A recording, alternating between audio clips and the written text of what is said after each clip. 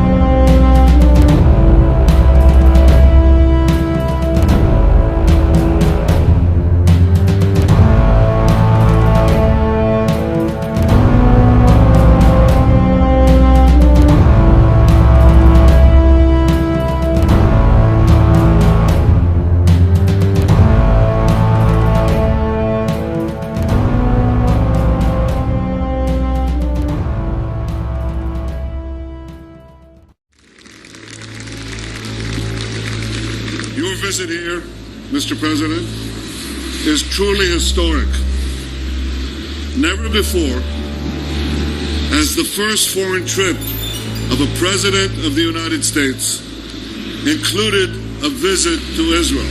Your first trip to our region proved to be a historic milestone on the path towards reconciliation and peace. I look forward to working with you in the years ahead, Mr. President, to advance security, prosperity, and peace. Mr. President, Israel also shares the commitment to peace that you expressed yesterday. We've already made peace with Egypt and with Jordan, and Israel's hand is extended to peace, in peace, to all our neighbors, including the Palestinians. The peace we seek is a genuine and durable one, in which the Jewish state is recognized. Security remains in Israel's hands, and the conflict ends once and for all. The final and most important peace agreement. Mr. President, for 69 years, Israel has been doing precisely that. We've manned the front lines of civilization. We've fought terrorism. And we've built a modern, vibrant, democratic Jewish state. In doing so, Mr. President, we've protected all faiths, Muslims, Christians, everyone. Throughout the Middle East, Christian communities are decimated, minorities persecuted. But here in Israel, we're proud to have a growing and thriving Christian community, and we guarantee the rights of all. May God bless you, Mr. President. May God bless Israel, and may God bless the United States of יש לי America. הכבוד להזמין את אורחנו המכובד, נשיא ארצות הברית, דונלד ג'יי טראמפ. Ladies and gentlemen, the Honorable Donald J. Trump, President of the United States of America.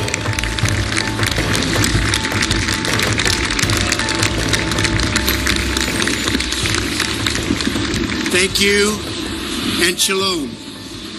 It is wonderful to be here in Israel. President Rivlin, Mrs. Rivlin, Prime Minister Netanyahu, Mrs. Netanyahu, thank you very much. I am deeply grateful for your invitation and very, very honored to be with you. On my first trip overseas as president, I have come to this sacred and ancient land to reaffirm the unbreakable bond between the United States and the State of Israel.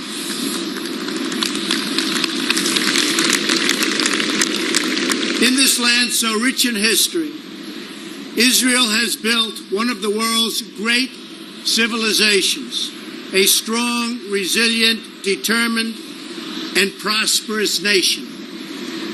It is also a nation forged in the commitment that we will never allow the horrors and atrocities of the last century to be repeated.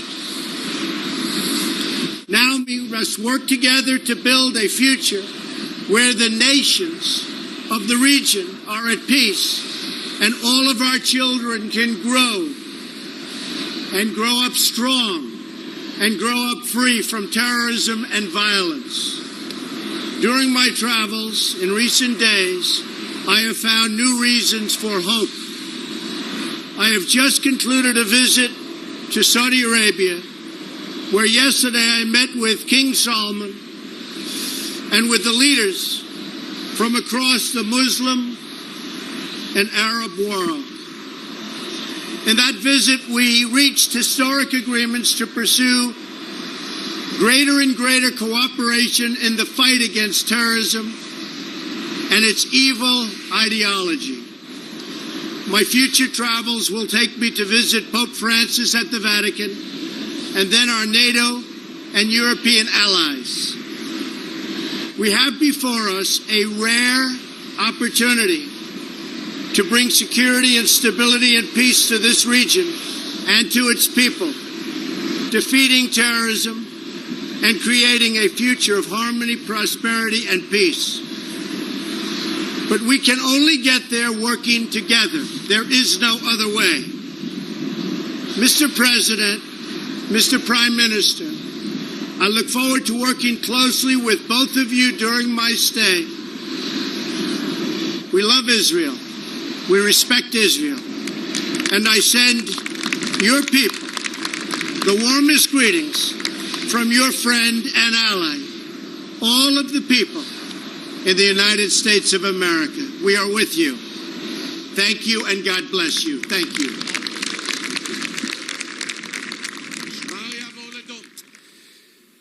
Trump spoke as presidents before him spoke.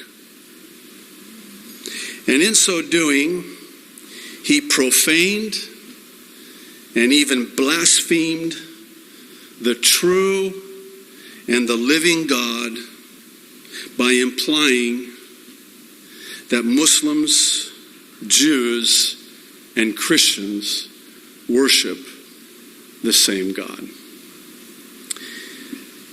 I make no apologies for saying that, and I also make no apologies for what I'm about to say.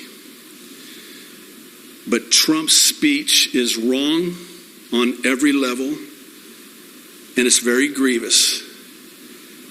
And what's even more grievous is that, if this weren't bad enough, most Christians have no clue. The final and most important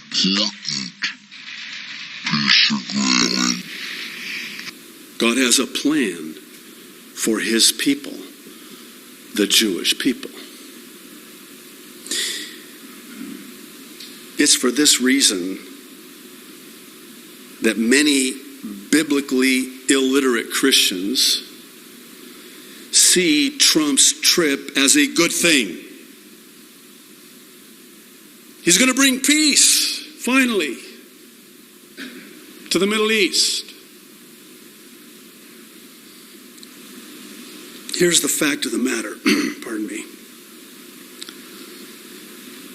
He is seeking to unite Islam, Judaism, and Christianity vis-a-vis the dividing of Jerusalem. That's why he's in Saudi Arabia today. That's why tomorrow he leaves for Israel. And then after Israel, he goes to Brussels, or he goes to the Vatican to meet with the Pope. And then after that, he goes to Brussels, where he'll meet with NATO. I'm hoping you'll bear with me as I, try to sort through what is arguably the most historic and prophetic series of events in recent memory. Now, that's kind of a big statement, but again, I'm hoping you'll just hear me out as I try to explain what I believe is actually happening here. It's quite stunning. It's quite stunning. To say that this presidential itinerary is as strategic as it is historic and prophetic would be a gross understatement. And I say that by virtue of the underlying agenda of a one-world religion.